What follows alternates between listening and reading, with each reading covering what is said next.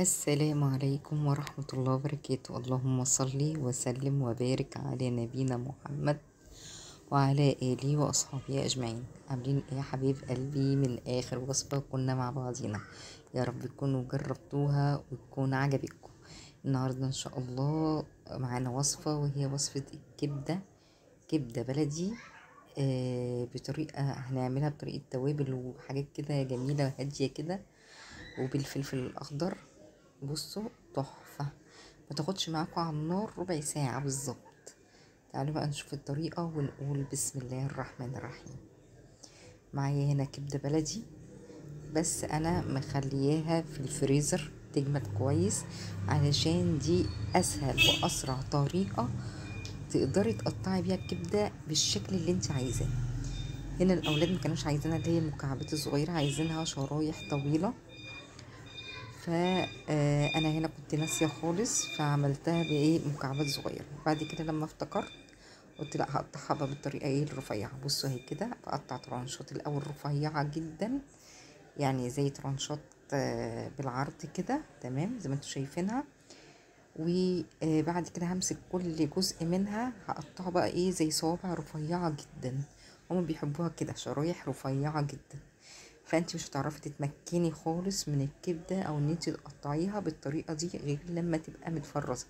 حتى لو انت عايزه تاكليها طازه، مثلا جيبيها من عند الجزار وحطيها في الفريزر تجمد كويس قوي، يعني تتجمد، وبعد كده ابتدي تقطعيها.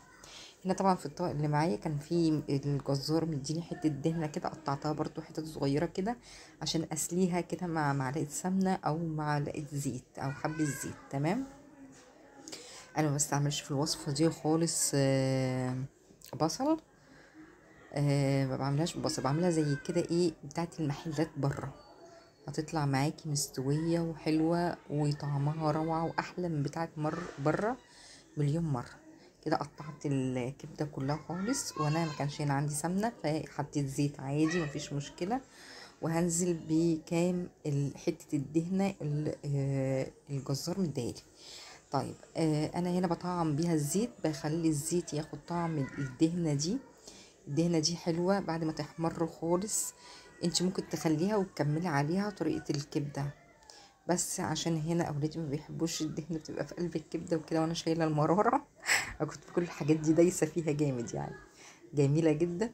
فطبعا انا هشيلها، بس اخليها كده تحمر في قلب الزيت وتاخد تشويحه كده حلوه، والزيت ياخد طعم انتوا عارفين طعم الدهنه دي بتبقى عامله زي السمنه البلدي. انت عندك سمنه بلدي اعملي بيها، بتدي برضو طعم حلو قوي مع حب الزيت. مع الدهنه دي بتبقى حلوه معليه، بتبقى تحفه جدا.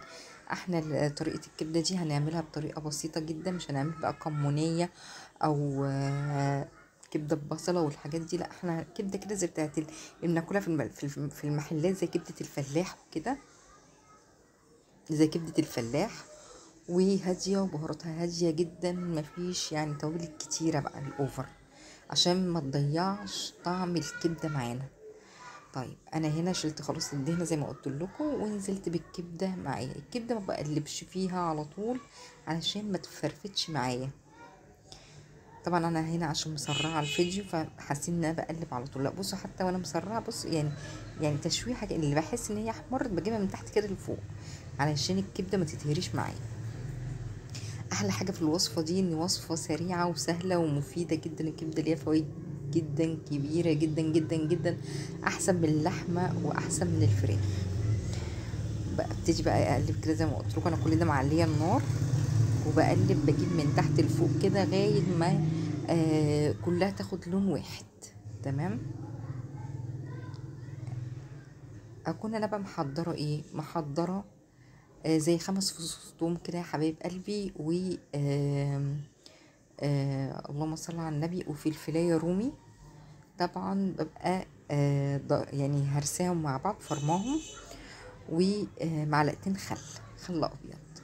طب انت عايزاها مشطشطه، حط لها ممكن حته قرن فلفل كده مشطشط مع الثومه تهرسيها اهي. بعد ما خدت اللون خلاص الحلو ده، آه وقبل ما تاخد اللون ببقى مغطيه عليها النار شويه ومغطيها تاخد سوا بسرعه، عشان كده بقولك هي ربع ساعه وهتستوي معاكي باذن الله. اول ما بقى ما بلاقيها اللون واحد كده، بروح حاطه الخلطه اللي انا قلت لكم عليها، الثوم والفلفل والخل، وبعد كده اتبلها بملح وفلفل اسمر، مش اكتر ولا اقل. انت عايزه بقى تحطي لها جوز الطيب، بهارات لحمه، حطي، بتدي طعم بس بتطغي على الكبده شويه. فانا برشح ممكن تحطي لها جوز الطيب حته صغيره جدا، يعني بصي بشره كده واحده. طبعا بقلب طبعا الملح والفلفل والثومه والحاجات دي، وانا بقلب كده بصوا بقول لكم انا مقطعه شرايح بسيطه ازاي، كنت بشوفها كده استوت، بقول لكم تمام استوت. ما تنسوش بقى في اللايك وشير وكومنت حلو بقى منكم ليا لو الوصفه دي جربتوها وعجبتكم. كده بقى كنت مقطعه فلفل رومي، عشان طبعا انا عندي اولاد فما بحطش الحراق، مش متعودين عليه الصراحه، فبحط فلفل رومي عادي، وبقطعه شرايح رفيعه كده زي ما انتم شايفين، وانزل عليها واديها تقلبتين. مش عايزه الفلفل يبقى طري، عايزاه مقرمش، واطفي عليه.